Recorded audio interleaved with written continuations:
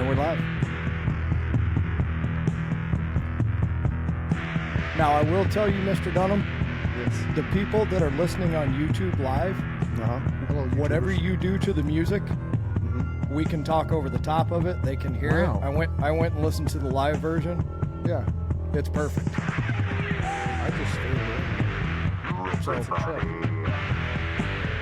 I wish it worked that way on the export. Right?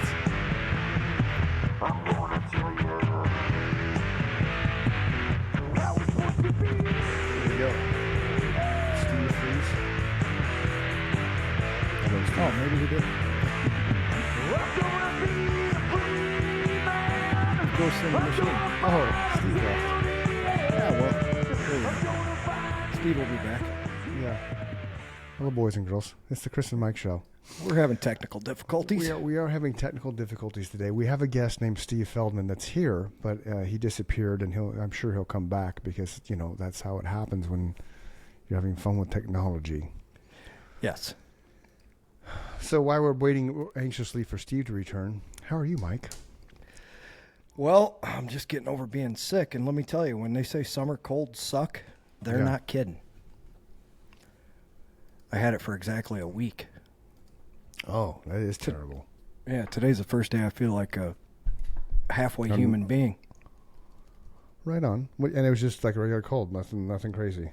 Yeah, one of those stupid upper respiratory infections. I had no energy, though. It's like every time I get sick now since I had COVID, Yeah. it just zaps every amount of energy I have in my body for like 3 days, 4 days. I can be in touch with that because it happens when I get colds too. It's like, what the hell? Where's this coming from?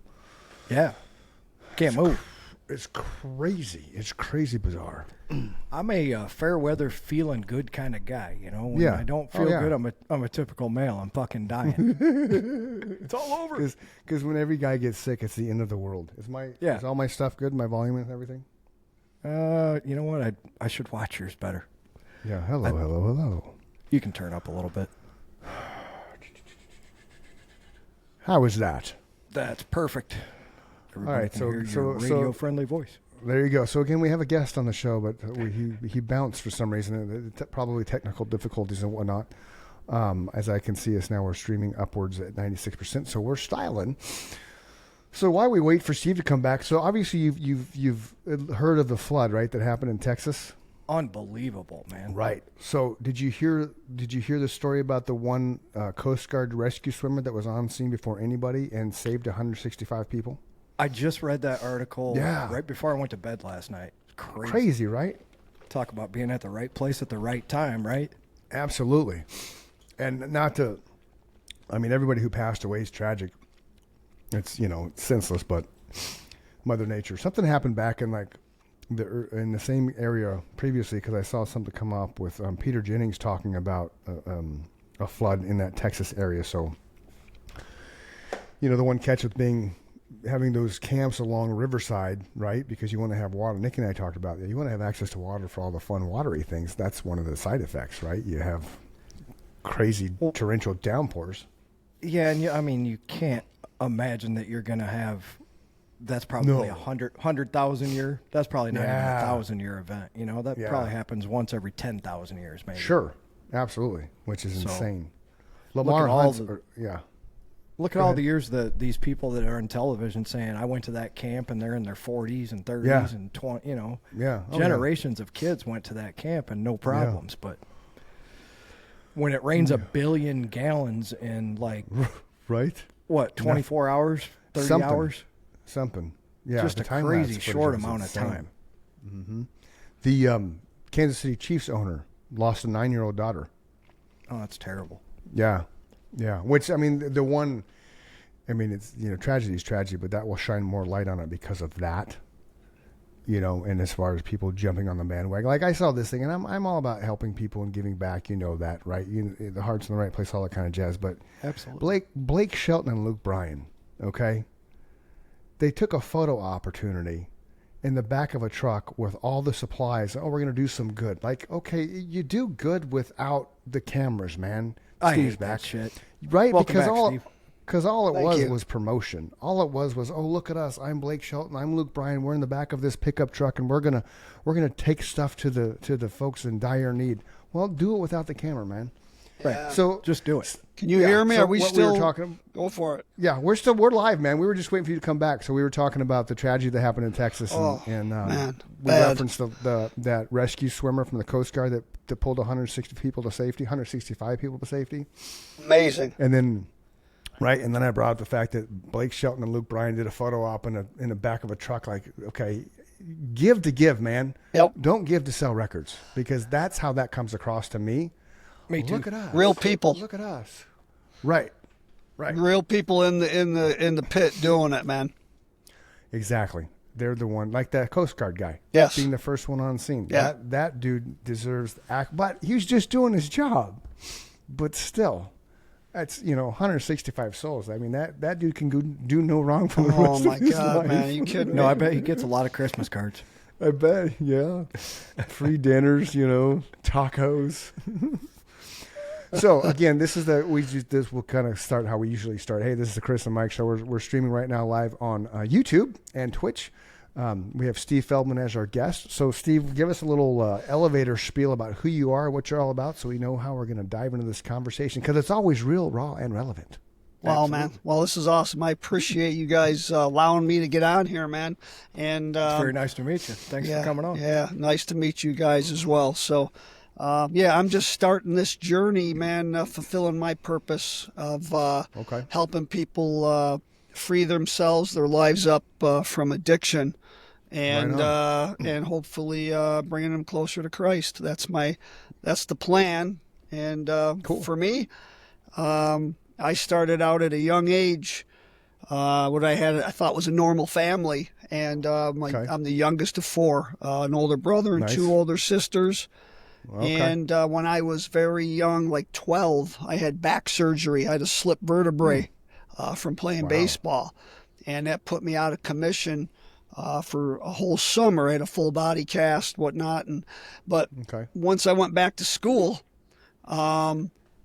I had to wear this body brace. And I've seen those. Yeah, for well, your sure. legs were kind of Absolutely. out, like you kind of walked funny with your legs. no, Was that kind of brace? no, that was No, 'cause No, I had his a- was I the had a- straight up and down kind. Yeah. Okay, because I had a friend in elementary school. He fell off the monkey bars, and then something happened with his spine, so he had this weird little getup where it was like it was the torso, but he had to walk like that. I know what you mean, man. Yeah. Okay. Yeah. But- that's why I asked. It Yeah. wasn't, because we like to get a visual for the people that are sure, man. Yeah. watching and listening. So body cast. Yeah, it was just a little thin plastic urethane thing, my waist up Okay. to my chest. But man, I felt embarrassed. I would wear, a vest or a jacket, and so I kind of just at that point I gravitated towards a different crowd of people. When I was at that point after the surgery and all that had happened. And I was the youngest, so my brother and sisters had boyfriends, and my parents were very social. So my mom was an alcoholic, and my dad didn't drink. So that created a lot of riff in the home in of itself. So Sure. So you're 12 when you had the surgery, and then so you mentioned your siblings had boyfriends and girlfriends. So what's the age gap? Well, my brother is like 5 years older than I am, and then 7, 8 years sisters. Okay. So you were legit the baby. Like were you a whoops, Steve? Were you like, uh-oh, Well- we're having another one? They never said it like that. They said I was their favorite. Right on. I don't know, man. Well, that's what I tell my son. You're my favorite son. Then my daughter's like, what? I'm like, well, you're my favorite daughter, Sky. So 1 and 1, right? yeah, buddy. That's the way, man. Yeah. Yep. So That's awesome. yeah, man. So that's it. I saw a lot of partying with my sister's boyfriends, and they introduced me to a joint when I was 12, and I thought it was the coolest thing ever. Right. And there was drinking always going on, booze in the house, and so my first drug and drink was at 12. Okay. So this is going to be fun. You're not the youngest one. We had a guy on the show that his first experience with pot was when he was 6. Come on, man. True story. Hippie, True yeah, story. hippie. Like he posted a picture. Yeah, He had straight up yesterday. hippie parents. Yeah, hippie parent, and then he gets pulled from that and goes polar opposite to like an evangelical Midwest Bible thumping family In Minnesota. In Minnesota, They went from California to Minnesota. yeah. Wow. In the Shock. time of the hippies, man. And this is a friend of Chris's, so we know that this is a true story. Wow, Yeah, man. yeah. It This was- isn't it was just some crazy. guy that we didn't know. This is an actual friend of Chris's. Yeah. He's known for years, and we didn't know that. We were both like, holy crap, Yeah. 6 years Yeah. old. Yeah, man. So you're the second youngest at 12. Congratulations. 12's I bad. appreciate it. Yeah. Wow. Yeah, 12's bad enough. Right. Okay. So we're partying, we're drinking. We got introduced to pot and beer when we were 12. Yep. There's all kinds of parties going on around you with the older siblings. You know, pick it up from there. Yeah. So my parents, they're hard workers, man. Just multiple jobs. Entrepreneurial spirited. You know, we had a little ice cream store. Nice. Little corner store, pizza place, and stuff. And my family was very deep into bowling. Okay. All right, we're all bowlers. Yeah. So, right on. And where are you from? from originally Rochester, New York, Okay. and now I'm near Syracuse, New York, right now. But Okay, I cool, took 20 cool. years in Pennsylvania, had a bowling center and stuff there. Wow. But so we were always into bowling, and bowling is drinking and having fun. Oh, yeah. And Yep. right, so Yep. my parents got asked to manage a bowling center in Rochester, New York, and not a bowling center. It was like in a moose club. It was a little downstairs place, and they, so they enjoyed it, but there was a bar in there, and so I was able to continue sneaking things around at a very young age, and And for those that aren't familiar, moose lodges were private clubs, so you Yeah. could get away with murder in those places. They gambled, they drank, yeah, Hookers and did blow. whatever. Hookers and blow. Probably a lot of that went on too. Boats, at one boats time. and Boats hoes. and hoes. Boats It and depends on the age demographic of the people Okay. who were frequenting the Moose Lodge. It sounds like his was a younger crowd, ours was an older crowd. So Okay. not a lot of that going on. So, at so our not a Moose lot Lodge. of like eyes wide shut stuff going on. Just yeah. you It know. was an older crowd to Okay. to start out. Yeah. Okay. I appreciate Okay, that, so there Mike. Clarifying that for Chris, man.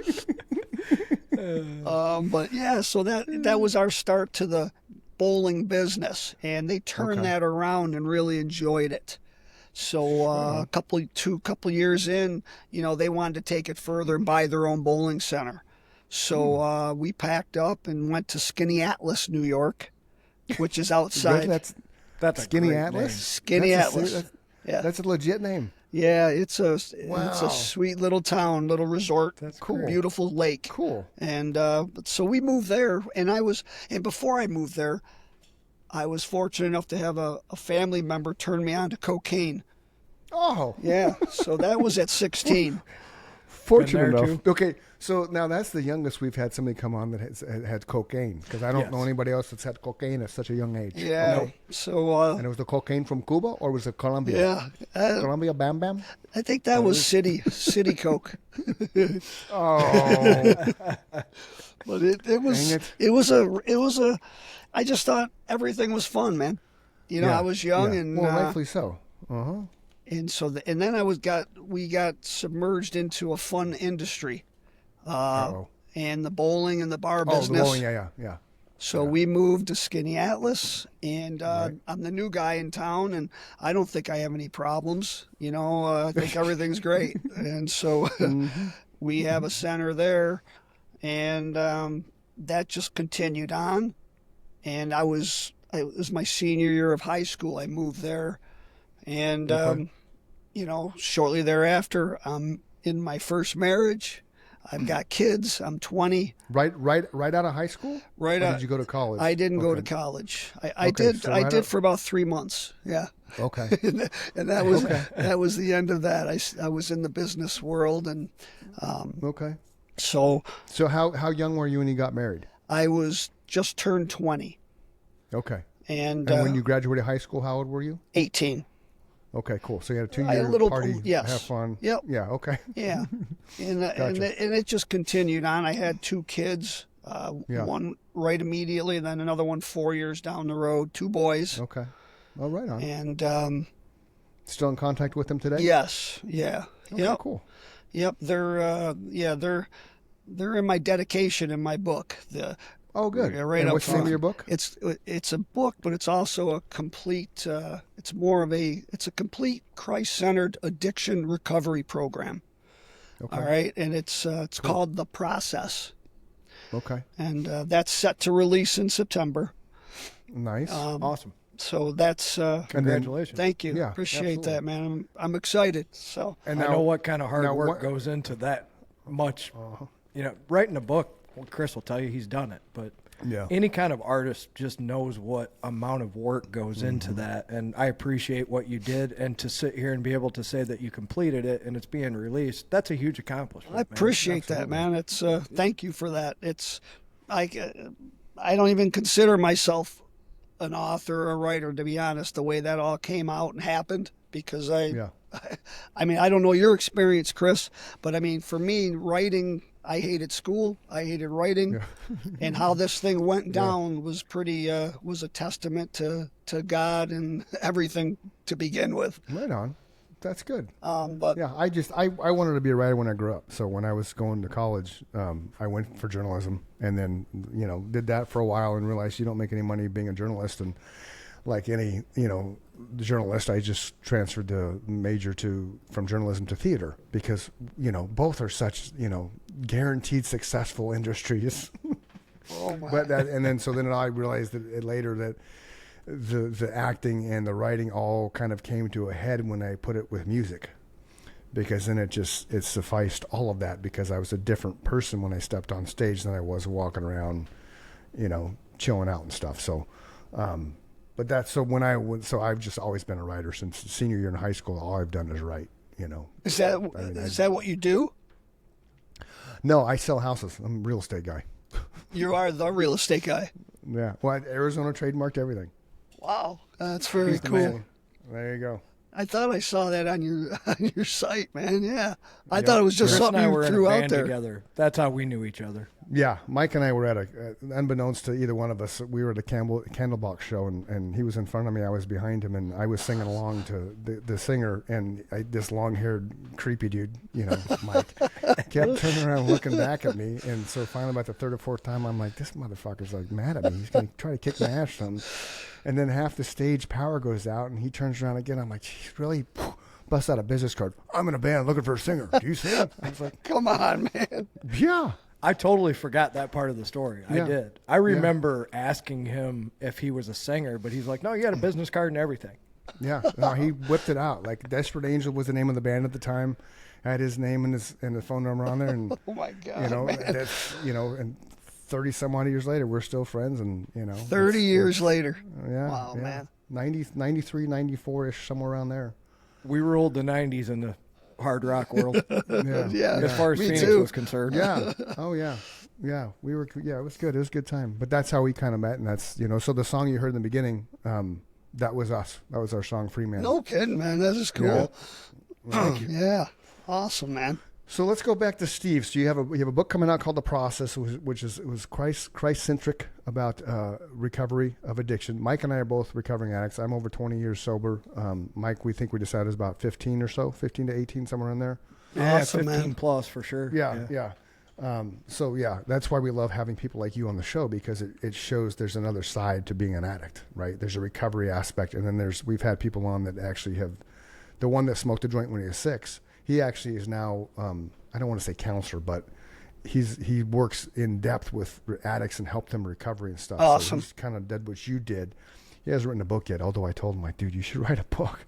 Just if when you get a chance, the show we did was Mike LaRose. It's one of our other ones on the thing. You think you would dig his story, considering the same It's kind the of third most listened to episode, only behind the beginning and the second one, for obvious reasons. I saw it. I was just scrolling those yesterday, and I'm Definitely listen to his. You'll enjoy like, yeah, that one. I will.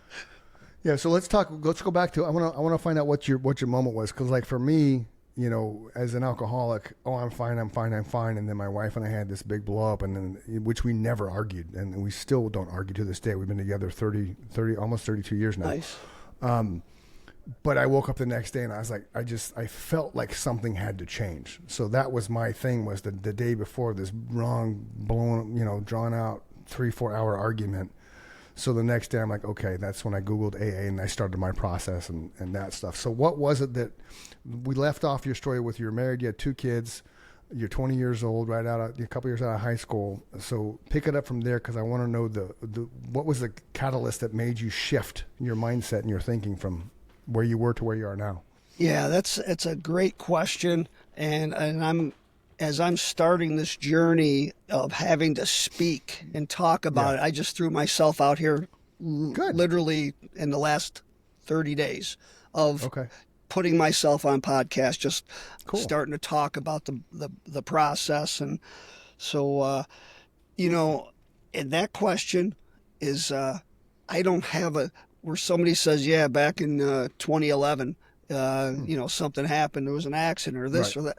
I was tied up for 35 years in addiction. Wow. So in and out. How old are you now? I'm 59. Okay. So we started. So we're starting your journey at 12. Yeah. Is that where we? Okay. So 12 years old, 35 years of just. Gotcha. Yeah. Okay. Go on. So it's thinking you got it.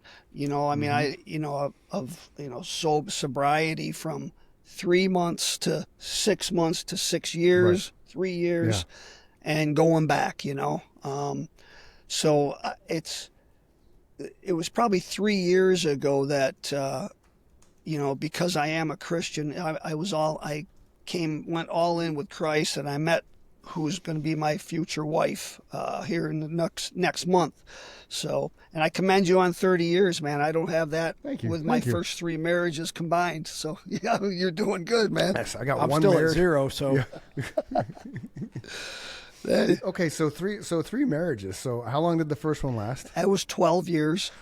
Okay. And then was the addiction, was that the final straw? Well, it was just part of it, Okay. Just, immaturity, the first marriage for sure. And I went through many, many years without thinking I really had a problem. And so I've had to do a lot of looking back, man, and trying to put it together. I didn't want to look back. It took me years. Oh, I bet. Yeah. For sure. I would say the first 5 years are still a blur, because I was trying to figure my life out again. So I appreciate that. Was your first wife an addict with you? No. Or no? No. We drank together, that was enough to do together, but I hid it pretty well. And really at the end of that, I wasn't even full blown. There was just an accumulation of things for the first marriage, a man being very immature. I mean, right. So, well, yeah, starting out at 20 for sure. Like my wife, when I got married, I was 25, she was 20. So I get the immaturity and you have to grow with that. So obviously I wasn't an alcoholic the entire time we were together. It more so, what am I, 20 now? We've been together 32. So it was like the 9th and 10th year where it just kind of started, building up. And then I just, I couldn't, by the last 6 months was probably terrible, but I wasn't. And I always point this out. I wasn't physically or abusive, things like that. I just emotionally wasn't there, right? I went physically. I did my job. I paid the bills. I provided, but there was no emotional connection. Mm-hmm. Like the booze had gotten in the way of all that. So with your addiction, I don't think we touched on that. Was it alcohol? Was it Coke? Was it pot? Was it an accumulation of all three? I kind of went up the ladder with it all, and it was definitely once I moved to Skinny Atlas, the cocaine really got more and more, and the drinking was always there. Yeah. I'm like just over 2 years with no drinks. Okay, all right, good job. Congratulations. And before that, in the last 30 years, I don't think I went more than 6 months without a drink. Wow. Okay. So, everything dropped. And in the last 3 years, everything just dramatically changed. But, And you don't have a reason why it just changed. It just changed. You just woke up one day and was like, Just a long process Okay. that God brought me through, took me yeah, through, okay, and then I think my future wife here was played a big part in okay, this because she was a solid Christ follower herself, okay, and God had spoke to me a couple times and said some things, along the way, man, that were very yeah, impactful for me. And, sure, so, uh, yeah, definitely 3 years ago was like, okay, this is it. You don't have any more opportunities. okay. Um, so, yeah, it's no So one so the time so event for me. Okay. Okay. Yeah. I mean, not everybody has one, but I'm just one of those things I always ask because it's always interesting to have the response because like For Mike sure. didn't have a one time thing. Mike was accumulation. Our friend Mike, the 6-year-old smoking pot, his was an accumulation. He had to go through so many different levels of hell Yes. to get to the point to where it's like, oh, so I get that. So that's why I asked the question. Not necessarily, there's no wrong answer. Is what I'm getting at. Yeah, Steve. yeah. So, and here's the other thing. So, yeah, the Yeah. cocaine ramped up, and then eventually that turned into crack. Oh, Yeah, yeah. And so so that was a dark path. That now, so that's a so dark path. So 12 years with the first wife, divorce. How long does it take you to get married to the next one? A couple years, couple Okay. And years. then And that went. was she a party or two? No, she drank, Okay. Okay. and that one went 10 years.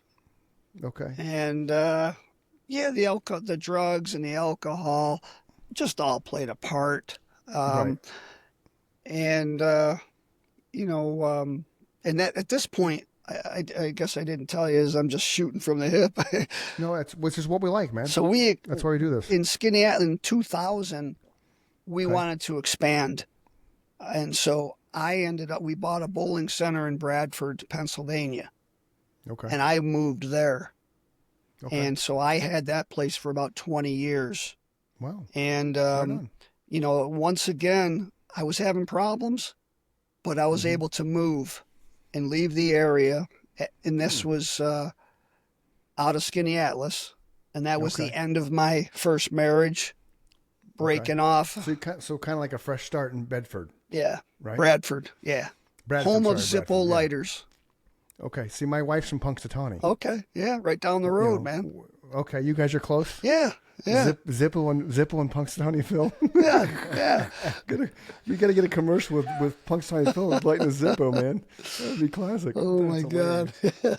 Did your bowling centers come with the same clientele that a lot of bowling centers come with? In that, not the greatest people hang out there.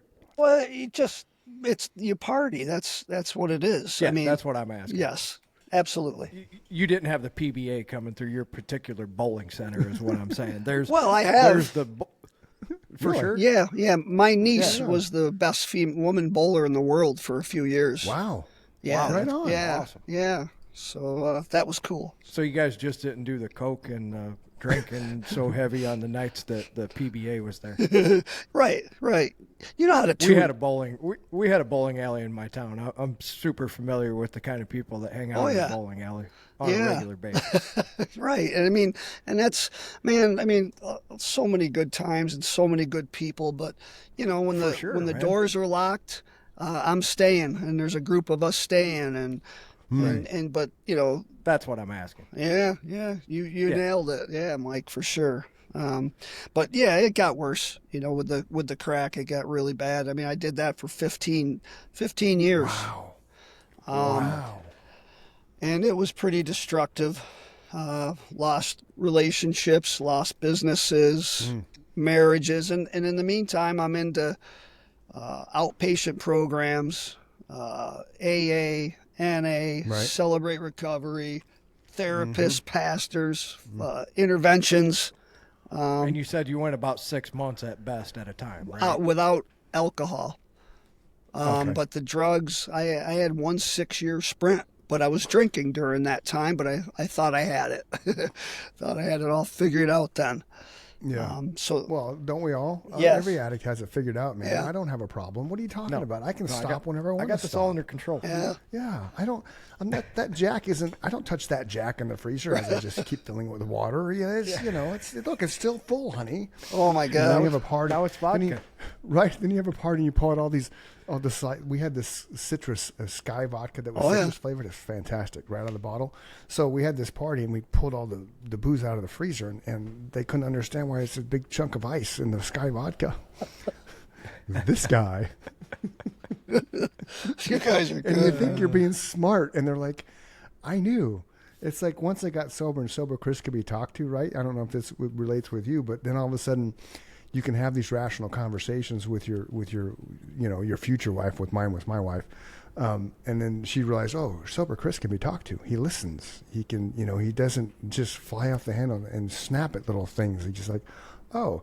And then you start talking about all the things that how I hid the bottle of Jack in a brown bag behind a bag of ice. She's like, oh, I knew it was there. And she worked at an Applebee's in the same complex as a Walgreens.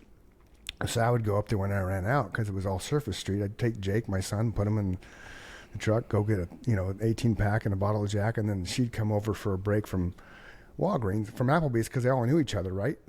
And oh, your husband was here. Oh, really? What was he doing? I bought a case of beer and a bottle of Jack, and had your son in the Oh my God, old Reese's peanut butter cups. It's like 6 o'clock, 7 o'clock at night.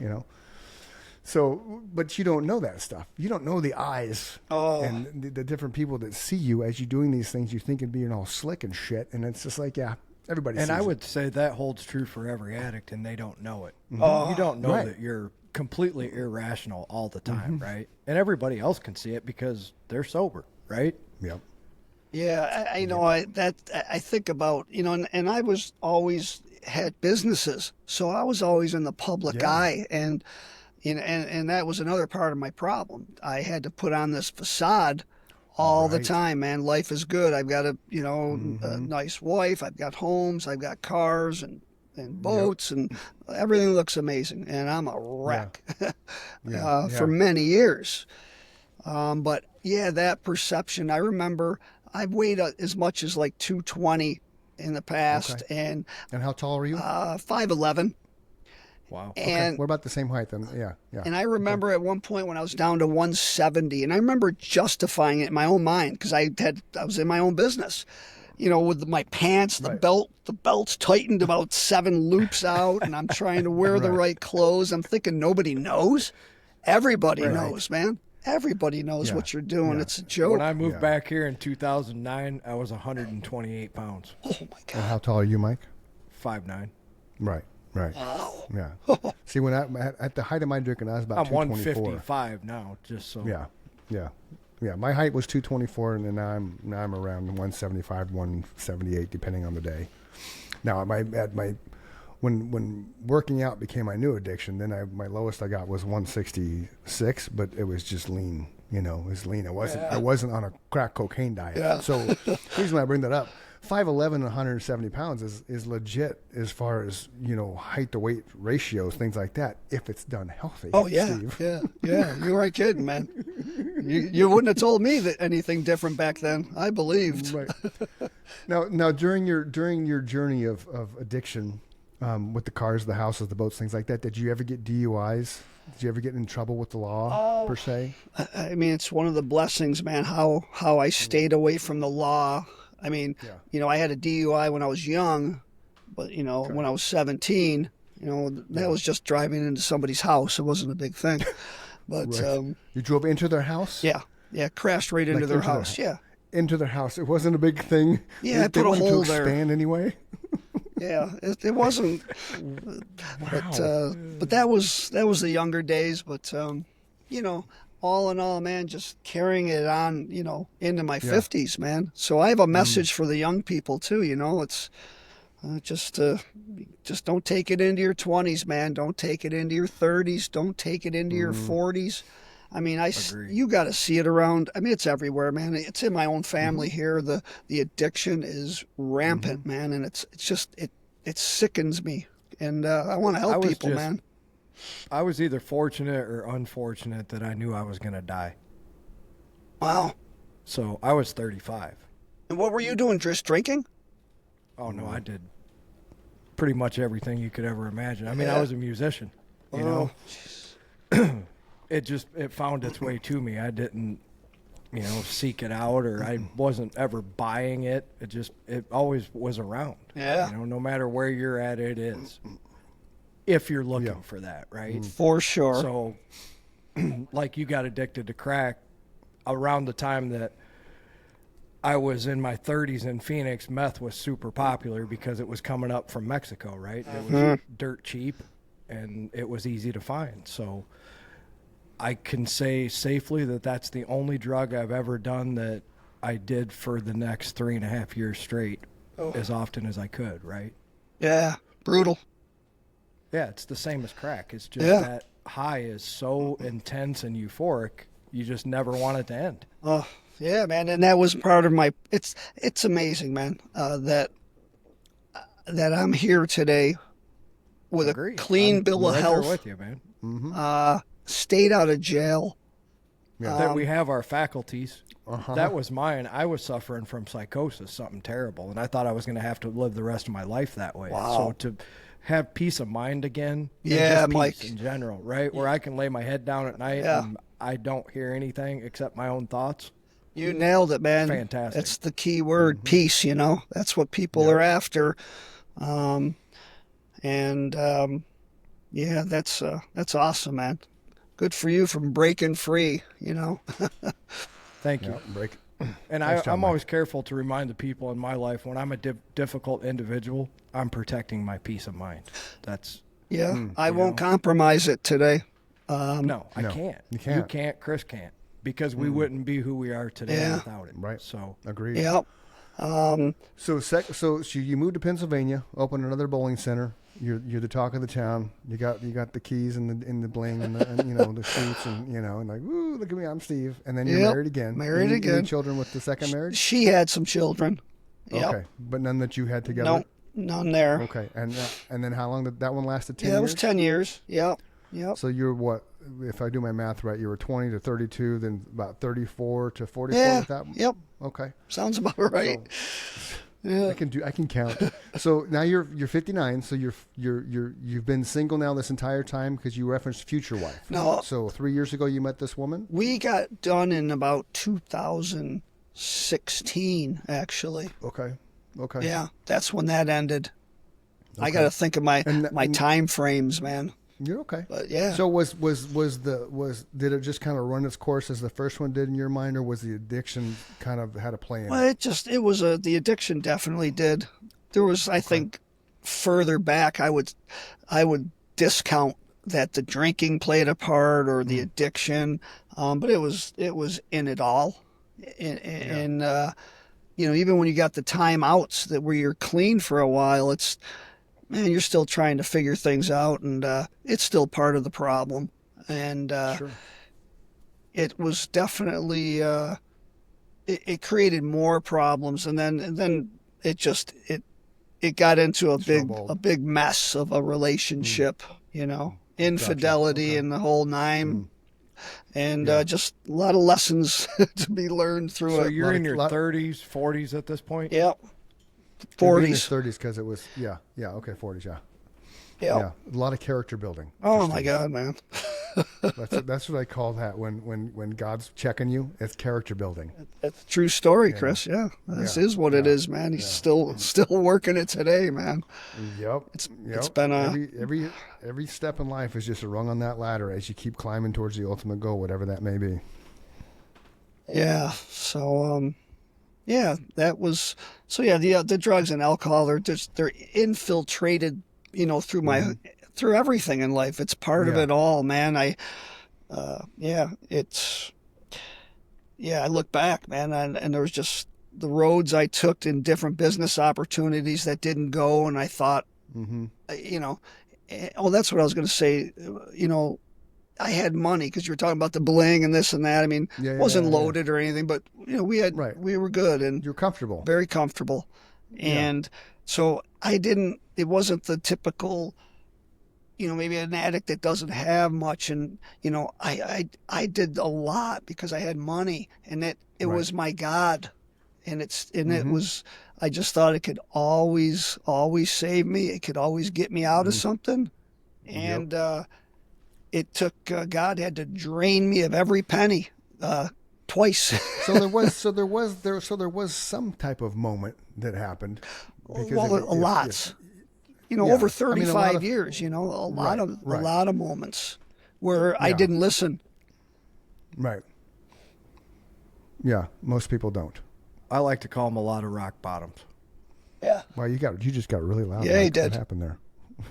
You got a fan on, man?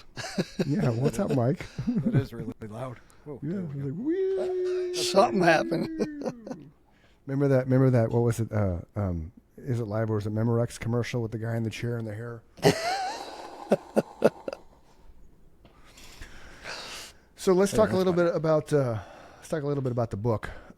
It's called The Process. Yep. And you, since you're not a writer, did you just kind of all of a sudden one day start having the idea, oh, I'm going to put pen to paper and put my thoughts down? It's kind of how it happened. Okay. Yeah, I was just sitting down one day and literally, I'm just like, wow, man, everything in life's a process. Everything is a Yeah. process. And then it's like, bam, PR. And, because I've been through so many recovery programs, Sure. I'm like, okay. And I started putting scriptures with each letter, and it just started to flowed. go. Yeah. And I'm a guy that will not, like, I can't sit at a computer, man, for an hour would be a long Yeah. stretch. Right. And most addicts are ADHD, so it's squirrel, For squirrel, sure. squirrel, squirrel, squirrel, right. and that's why a lot of them chase that because that makes their brain shut up, and then they can focus on something. Whereas those that you think about it, I don't know the stats, but a lot of addicts somehow have attention deficit on some level because, they just do. They're trying to self-medicate. That's what I was saying. They're trying to self-medicate. We had someone in our family that went down the path of meth and heroin, things like that. And it truly became a point of trying to feel normal because nothing they did would feel normal. So once they started experimenting with the drugs, that would give them some sense of normalcy, even though it was so far whacked out. Yeah. They didn't realize it, but that's what, and then that becomes you just chasing. With the heroin part of it, you were just chasing the needle. You weren't chasing the high anymore. You were chasing the needle. Just when it pierced your vein, am I going to live this time, or am I going to die this time? I'm going to OD this time. That's the freaky thing about the heroin and stuff. At least from what I've had, my vantage point. I've never done anything worse than pot. I'm the boring one here. Oh, yeah. No, you're the smart one. The smart one. So I want to kind of dive. I don't want you to give up the contents. I don't want you to share too much about the book because we want people to go buy your book. But I want you to kind of talk about a little bit about what it is. I got to turn this volume off.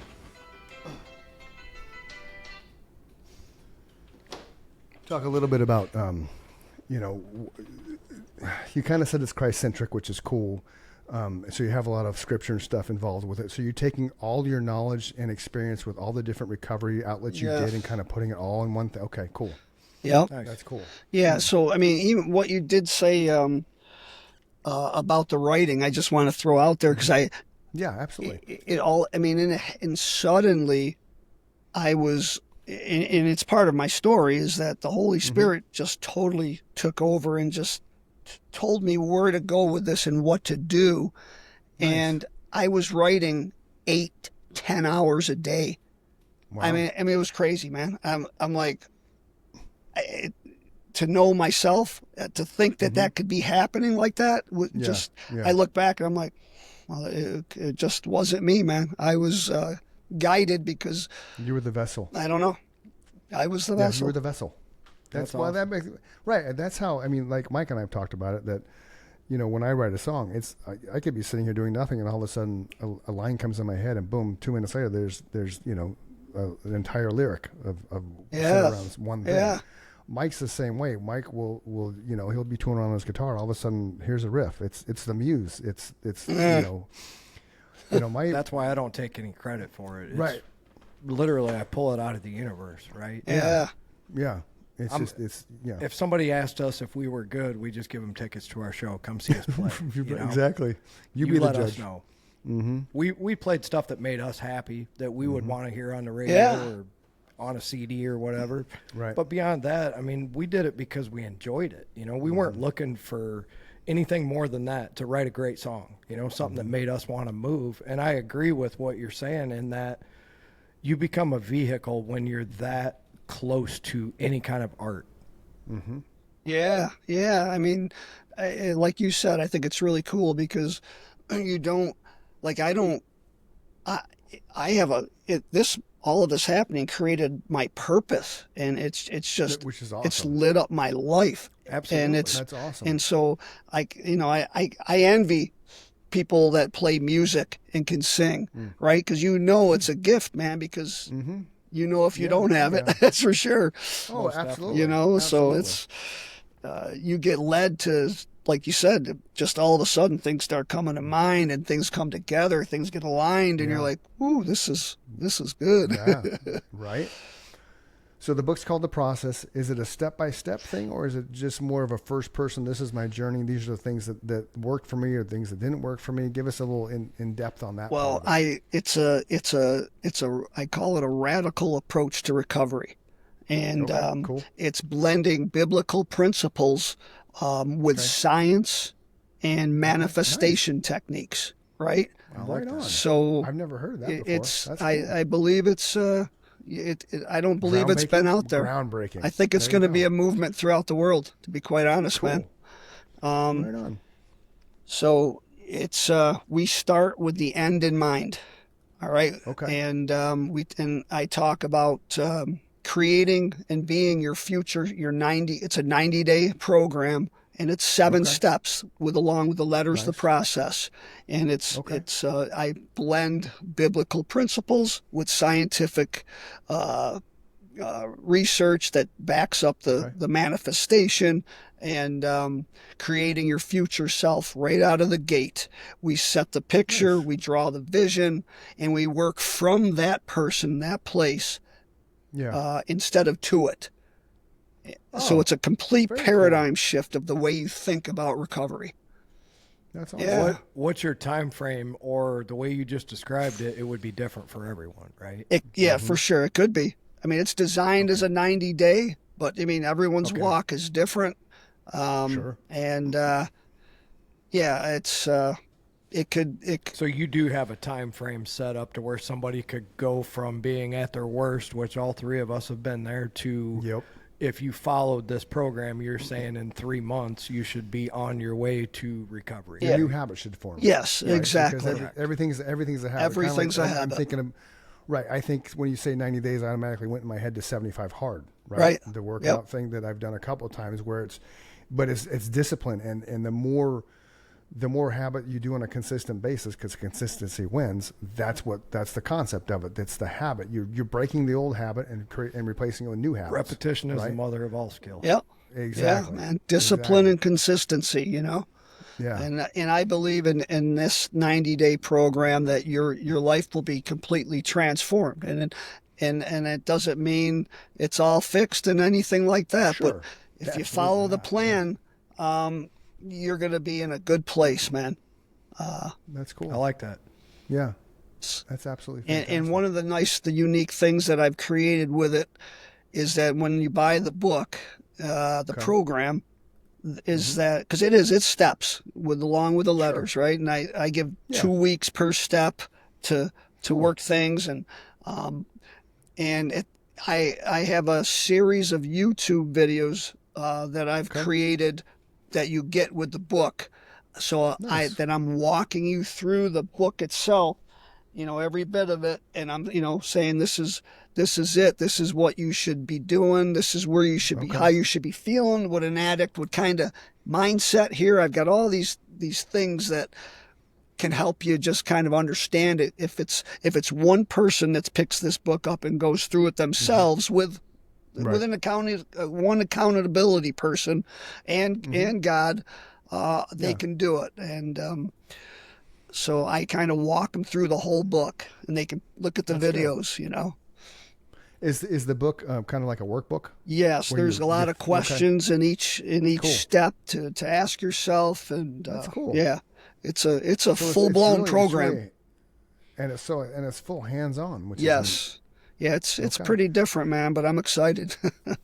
Now here's a question for you. So you released the book in September, and then you have the how to hold people accountable with the YouTube videos, things like that. Are you going to become a life coach or recovery and kind of do something like this where, hey, Chris, we're going to Zoom every Tuesday at 2:00 to, make sure you're still following the steps, you're still following the outcome, you're still going for the outcome, whatever that, however you want to phrase it. Absolutely, that's a big Cool. part of it. I mean, like you see, AA is the primary example of all recovery programs, right? That's I've built a complete program aside of the book that's not going out with the book that will be, Which is good. where people are going to be able to start their own programs in churches and great. in recovery centers. I mean, this is brand new, man, and Yeah, it sounds like it's That's a great idea there. I like that. and I'm taking it as far as I've already can see another writing coming out for because I want to get to the inner city youth. Yeah. And just with manifestation techniques and getting these kids' minds right before they're ruined. Yeah, give us an example, if you would, of like a manifestation technique that you use. Well, I mean, there's some of the simpler ones are, drawing a vision board. That's something we do right out of the gate. Okay, so because not everybody's gonna know what a vision board is. Explain what explain you that. do with a vision board. So this person that I want to become, what am I going to look like in 90 days? And this vision board, you can take it further down the road, right? Sure. To the clothes I'm going to be wearing. I'm back to work. Maybe there's some pictures of on this board of my workplace. Maybe it's pictures of me and my family from some of the good pictures that when things were really good and I wasn't a mess. Right. I got my job back, and maybe there's just pictures of the future, or bringing up some of your older pictures so that you have something to look at every day to kind of keep you motivated and driven. That was the hardest thing for me, Steve, was just getting into a routine again. And to be honest with Back you, to everybody life. that's listening, and I've told Chris this before, it's the part I fucking hate the most, still to this day. Right. I do. That's not me. Yeah. It's all an act every day. It just is. For the people that are listening, that are like, wow, you should have went to Hollywood. I probably should have. Because it is the part I hate the most. I don't like to be told what to do. I want to do what I want to do. Oh, yeah. That part never left me. Yep. So I do commend you for tackling that part, because that is the hardest part for an addict to get back into, is any kind of routine, right? Yeah. I was away from society for almost 4 years Right. straight. Yeah. No job, I was sequestered from everybody. I saw him a couple times. Just a select few people. You probably I was didn't want around to at see that him time. either. I mean, Who would not want to see me, Steve? Come I on, want man. to see more of you. He is the least. When we talked about it, he's like, "I'm sorry, man. You should have said something. I just, he didn't know, and he felt bad about it. But he is one of the least judgmental people you're ever going to meet in your life. He just came over to jam at that time, and I was at the worst of my addiction. So, I really appreciate that particular one there. Getting people back into some kind of routine. Well, I just learned so much about the process of recovery, man, that, I mean, at the end of the day, the person that's fully recovered, that's not going back, they're not the same person that they were in addiction. They're a different person. 100%. They think differently. Their minds are differently. However you get there, this is a no-nonsense program. It's a full-out assault against addiction, right? Because awesome. addiction doesn't take any breaks, man. So our recovery shouldn't either. And my program is not about passivity, but I want people to be excited, even though I know where you're at. I've been in that pit. I'm 100 times over 35 means years. so much. Right, but see, that's the validity of it. You've Yes. been there. That's what our friend Mike LaRose is. He's been there. Like my first AA meeting I went to at the time, I was 20 years. I'm 55. I was 35. So everybody in there was like 65, 70. I'm like, this doesn't work. Like, I can't relate to these people at all. So then I found the one the next day that was a range. It was probably people younger than me, all the way up to somebody. A different program. Right. It's still AA, but okay. it was a different location. Okay, yeah. So the first location was everybody was grandparents, and looking back on that now, that's because the area where that was Sure. was 55 plus world, adult community world, Yeah. right? Whereas the one that I ended up going to in Tempe, it was in Tempe. What's in Tempe? ASU. So it had a wide range of age, which then I could relate more to that group than I could the one in the East Mesa because of the age gap. So it wasn't necessarily that I didn't want to go forward with it, but I needed to find something that was connecting, and that was the thing, that the age connected me with that Sure. particular meeting. And then I realized that you got a chip every time you hit 30 days, 60 days, 90 days. And that, I've told it before here, that was the reason that I stayed clean, was because I wanted to be able to give those chips to my wife. Here's 30 days, that's sober, awesome, here's that man. chip. Here's 60 days, here's that chip. And then there's the frame. Oh, For damn, the Chris. first year of sobriety. Very that cool, I gave man. to her, Yeah, that's awesome, man. So, but that's the thing. So you have to find something that's gonna flip your switch to change your habits, because we're all living proof habits can change. Well, let me ask you, Yeah. Mike, do you golf? I used to. Used yeah. to. Okay. I actually worked on a golf course for 4 years when I was in high school. Okay. What is it you don't like to do? I mean, For sure, skiing, get told what to hunting. do. I mean, activity wise. Oh, I'm not a big workout kind of guy. I could give a shit about that kind of stuff. So- And I mean, love that. So if that's where him and I are different people for sure. Yeah, yeah, he's the beast. he is for sure. So if I said, Mike, part of our program is going to be working out 5 days a week. I mean, would you be excited? No, not at all. Right. And that's just it. Like, and I use AA as an example. I don't knock any other program, because every program out there has saved people's lives. So, Absolutely. But I've never been an agreed. AA guy, right? I go in But there. here's where I'm at. Because I'm a man of my word and I'm not a hypocrite, I knew I was an addict. I don't need anyone else to tell me that, right? I figured this shit out myself. So that's why you don't hear me talking about recovery and like programs and stories. And I pride myself on not being stupid. That's the one thing that I'm super proud of, right? I got an education. I educate myself daily since I was about, It's huge. I don't know, since I could read, right? The one thing Chris and I have in common is we were sick a lot when we were kids. So we were kept inside. We didn't get to go outside. We had to stay inside for recess, and we were alienated from the group. Really? Right? So Wow. I read a lot, and I became those books. Yes. I just fell into them. They became my world. And then music became my world. And as an artist, you just gain so much more perspective for the world, right? For life, To right? the point where your mind's expanded more than the average person by the time you're 20 instead of 30 or 40, or, you're about 10 years ahead. Wow. Just because you put the time into doing Right. something that normal people don't, right? So I knew I was an addict. I didn't need anybody else to tell me that. I don't knock any program. If it helped Chris, great. Yes. I love him as a brother. He's great.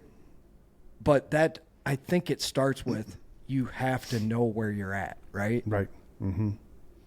You can't just tell somebody, I can save you without them wanting to be Oh, saved for sure, man. themselves. Yeah. Right. Yeah. Yeah, my wife was a bartender for the bulk of my last 2 years of drinking. She was a bartender at an Applebee's and a bar down in Scottsdale. So she could tell me till she was blue in the face that I had a problem, and I'm like, no, I don't, because I didn't want to hear it. Yes. She's right. Everybody no. that was telling me that was right, but you just, as an addict, you're not going to stop till you're ready to stop. Period. Period. So like you, Yep. 30 years, right? 30 years. And 3 or 2 failed marriages that can kind of be tied 3 to failed it. marriages. 3 failed. The last Oh, one okay. went Oh. 1 year. Oh, okay. Okay. I forgot to tell you about that one, but That's okay. it's a That's short okay. story. But but so I commend you, Mike. But and here's what I think: we run out of time. Oh, we got a few more minutes. We're So good. like You're fine, man. that, you figure you're in the minority of addicts that figure And I it know out. that. That's why I Yeah. don't. That's why I I mean, don't praise preach God, man. that. Good for you. The only Thank part that I'm gonna, yeah, thank you for sure. The only part I'm gonna say is a deal breaker is if the person is not ready to recover. There's no program. I don't care what you say. I will debate that and argue it. If anybody wants to come on here and tell me that I'm wrong, I welcome it. That's why Yep. we're here, right? Yes, But they're wrong. correct. Because I've never seen somebody get sent to a place and come out successful ever in my life. And I've seen lots of examples. Same here, man. You know, I'm not just saying, and these are personal friends of mine. These are kids I went to school with. These are bandmates. These are, you know, I could name off 10 examples off the top of my head, and none of them were successful because somebody decided for them that Right. they were an addict and they were going to get better. yeah, Yeah. that It doesn't matter who you are. It doesn't matter, like from somebody who's straight up living on a gutter to Robert Downey Jr. Right? You're not stopping unless you have the will and desire to stop. Period. point. Yep. Like there's no. We continuously went and saved the person in our family that was going down that path, and so we watched the cycle in the 24-hour lockdown to get clean. Then here the 30-day, sober facility, 24-hour care, things like that. And then we noticed a disconnect once you get out of the 30-day lockdown. They couldn't come back to where we were at because of what they were doing. So then they had to go to the halfway houses, group homes, things like that. Well, the problem with that is then you go from 24/7 care to nothing. And you're dealing with the 14 other personalities that you're the new one in the room. So all of a sudden you're a piece of crap and you're not going to be successful because the first thing you want to do is get the hell out of Dodge. That's another great point. Right. So it's a super point, and it's going to go in line with is that when, like you said, it's just like when somebody gets out of jail, right? The 1st thing, they want a great meal and whatnot. They don't go to the diner. Want to shower by themselves. Yeah, Right? they don't want to go to the diner right across the street from the prison. No. They want to get as far away as possible. So that's part of the core of my program is to listen, we are going to build you with personal growth and self-development right out of the gate. And Mike, like you said, I'm so glad you brought it up about the books, right? I was never a reader. And today, and I don't read even today really, I listen. So I'm an We do Audible now. guy. We all do. Yeah. And Yeah. and it changed my world, and that's part of how this all came about for me too.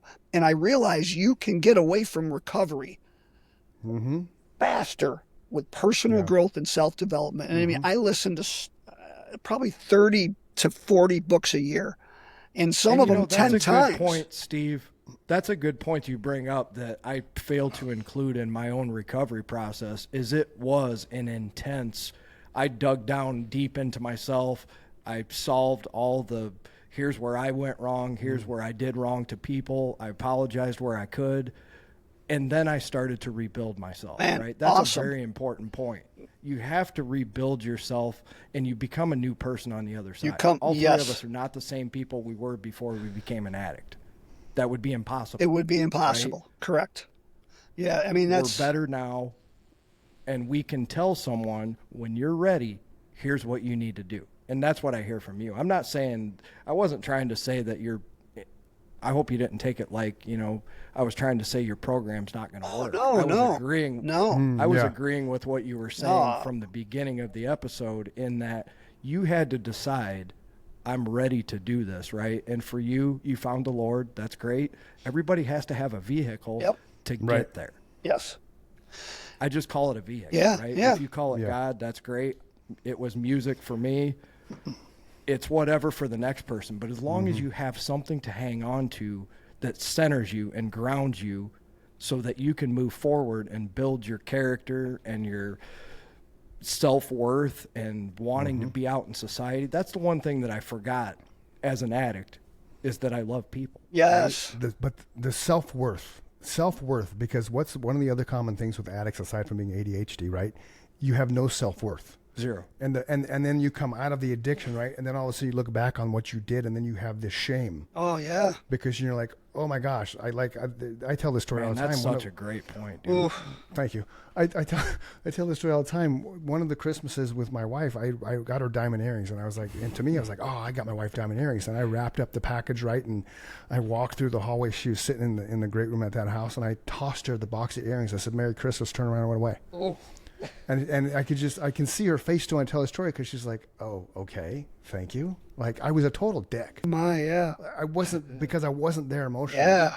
Like if I could go back in time, just take those little nuances away from our life, I would, because that's the thing that when I got clean, and then you start waking up with a clear head, and then you start remembering things. At least I But did. let me 'Cause I ask you wasn't- this. Yeah.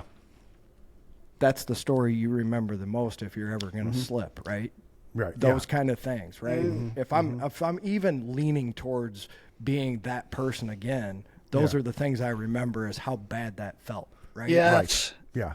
Yeah. You want to Exactly. you If want to Somebody feel wants that. something to hang on to. Remember how bad you made somebody feel, or how Yeah. Yeah. you know, in my case, I came home for Christmas one year and I just devastated my mother, and that she's the only person walking the earth today that can still make me feel like I'm an inch tall, because Yeah. she's still the only person that's shown me unconditional love too, right? Yeah. So those kind of people, when you hurt somebody like that, just like Chris did with his wife, it means something to you. And that rattled around in my head, Yeah, it does. Now it means something, man. And like Chris said, just to like today, man, it's tough to get me rattled today because I'm in peace and I see the mess around me, and not just drugs and alcohol, just life in general. Just life in general. And man. I just That's the negative impact of social media. I don't want anything in me that's gonna. I want my mind so clear because I need to be used to help people, man. Because that's So with the decades of your addiction, okay, so then this is going to be fascinating. The answer is going to fascinate me. When you finally got to the point where there was no drinking, there was no drugs, there was no coke and crack and pot, the first week removed from that, as you woke up every day, did you have that, like you get, because like when I first stopped drinking, it's like you wake up and it's like, whoa, I don't have a headache, like, and I never, my biggest problem too is I drank so much water while drinking, I never really had hangovers. So, that was the other little You were good. disguise because, right, I was, because just, it was good, but I wasn't good because it wasn't giving me waking up, because I would drink legit, man. I would start at 3:30 in the afternoon in the last 6 months of it, and I'd go till I could fall asleep, not drunk, but comfortably numb, and then you wake up and you start the whole thing over again. And a lot of it, like I can't watch baseball on TV at all because I used to watch the Diamondbacks and drink not a case, but 12 to 18 beers with 2 or 3 shots of Jack and a big bag of, Ruffles cheddar cheese sour cream chips. That was my thing. So when I stopped drinking, man, that's why I went from 234 to just, because you don't have the beer, you don't have the junk food. But I can't watch baseball on TV. It's hard. How many episodes? I've never heard that story. That's great. Oh, okay, yeah. And then the other thing too is when about the year after I stopped, I don't know if they still do it because I don't watch commercials, but they would pour Jack over ice, right, or Crown Royal or whatever, Dewar's whiskey, right? I would salivate. We're watching TV. I would just start salivating and remember, oh, I had that one shot that one time that I could feel it just splash into my stomach. My and God. it gets warm. You know what I mean? yeah, it's a big lie. Makes me want a shot. Right, but Maybe it was a that'll hell kick of a the rest of my cold. See, Mike has the luxury of being able to drink and control it. I was never an alcoholic. Right. So that's I don't like So feeling let's like that at all. Yeah. I was fortunate. Yeah. In that. Yeah, That's a I lack of I control thought for a I lot could of us. keep drinking, even after the drugs. And I finally, and that was just another part of the change in the last few years. Like it just everything just starts to come together for me, because I went years thinking I didn't have a problem, but I owned bars and I think I did have a problem. So, but just a little bit. So So as we come to a wrap here, Yep.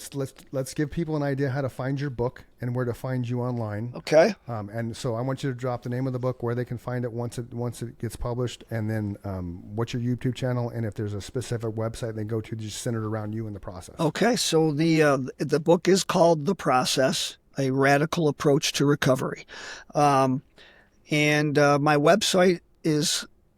This I'm all brand new, man. I don't even my channels aren't all out yet, but I have a website with just very basics. I just got live, which is radicalrecovery.com, and it's not recovery, it's Right. COVRY. So recovery, Radical recovery. because that's all of my And we're going link. to have you back on once the Awesome. Okay, once the book's out for a couple months, we'll get you back on like in November or October, Awesome, November, man.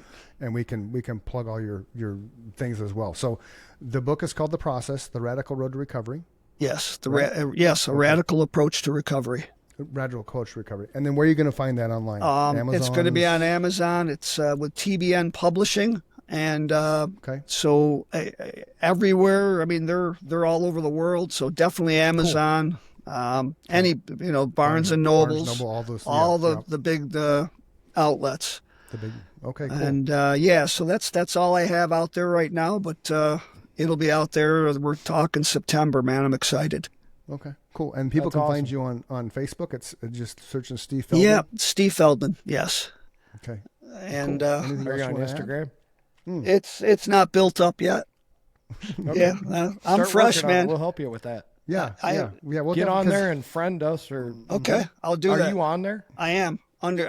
Okay, I'll find you and I'll friend you, and we'll help you with that. For Man, I sure. appreciate you guys. We're just kind of getting that part going ourselves. Our YouTube channel is pretty robust, but Instagram has been. I lagged behind. Chris didn't have access to it, so everybody go. If you have Instagram, sign up with us and Steve. Yeah. Yep, for sure. yep. I'm gonna jump on all your stuff, man. I appreciate you guys. This has been great. Thank you for the opportunity. It's really nice Yeah. to meet you, and You- incredible absolutely. story, and congratulations on everything, man. Yeah, thank you Yeah. guys. And again, when people write books, I don't like to share all the books content because I want people to go buy it. Yeah, man.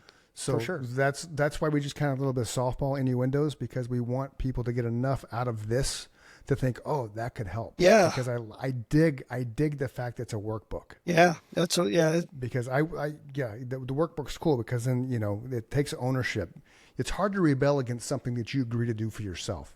Yeah. So having to write it down in a workbook and a daily accountability every 2 weeks per step I think that's fantastic, man. Well, I appreciate you guys, and this format is awesome, man. I really enjoyed it. Thank you. Thank you. Michael was tuning in for pretty much the whole episode again. Hi, Michael. You got to go check out the live stream on YouTube there, Mr. Yeah. Dunham. I will. He said I will go check it out. he'll be checking Steve out, and great show. So thanks for tuning in again, Michael. We appreciate it. Yeah. And Ken says he's looking forward to Friday. So Woohoo. couple Right on. people chiming in on the YouTube. Thanks for listening. Yeah. And we close every show with this. Don't let the bad days win. Somebody will miss you and love you if you don't wake up tomorrow. So reach out to anybody that you think of that you can talk to. It really is going to be better tomorrow. Just, take a deep breath, close your eyes, go to sleep, and wake up tomorrow. It's a brighter, better day. Absolutely. Somebody misses you and somebody loves you. So, make sure you're there present in the morning. Love it. Right? Thank you guys. Steve Feldman, thank you very much. The book, The Process, coming out in September. It's a radical approach to recovery. We're going to have you back on after the book comes out, and we can plug all your social medias again and just kind of get a feel for what kind of response the book had, because I'm interested to see that, because it is such a different approach to getting out of addiction. So you definitely want to check it out. For Steve Feldman, Mike Michaels, I'm Chris Dunham. Until next time, see you. Peace. Thanks. Love you, brother. Love you too, man. Nice to All meet right. you, Love you, Steve. Steve. Nice meeting you guys. Quickly, we're gonna fly and disappear. Look the tablet, go insane. Feel the tears flow through your eyes. On your journey, take it slow to the place where you will go. Feel the trail behind your eyes. Feel the sorrow beneath your Take a moment, listen to your tears. Fight the battle that you both we have. Fight the battle. north wind. Oh, listen, baby, to your singing.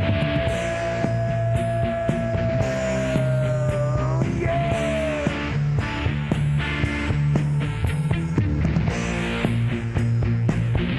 Listen to your singing.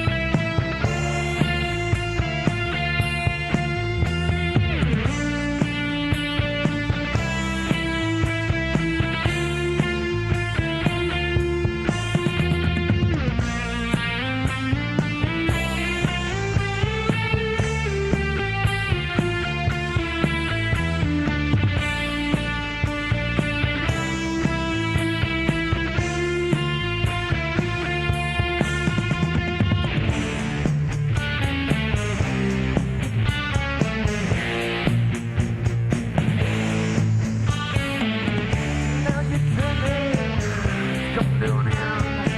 Yeah, I'm bound solid to your sand. You keep on fighting, wait for the day when you close your eyes and it fades away.